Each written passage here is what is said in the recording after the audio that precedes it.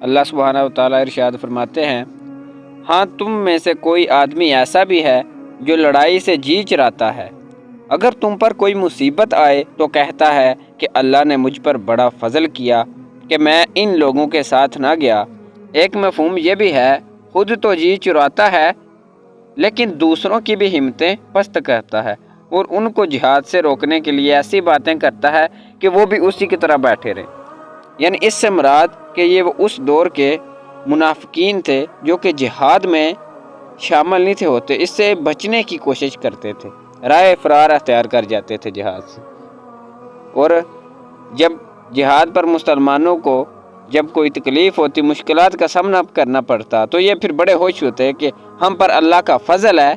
کہ ہم ان میں شریک نہ تھے اور ہم محفوظ رہے۔ اور یہ خود تو ایسا کام کرتے ہیں لیکن دوسروں کو بھی، ایمان والوں کو بھی ان کام سے روکتے ہیں، انہیں جہاد سے دور کرنے کی کوشش کرتے ہیں۔ اور آج کے دور میں بھی ایسے منافق موجود ہیں جو کہ خود تو انہوں نے جہاد پر کبھی بات نہیں کی، بلکہ دوسروں کو جہاد کے خلاف بول کے جہاد سے دور کرنے کی کوشش کرتے ہیں۔ آج کے دور میں بھی وہ منافقین موجود ہیں۔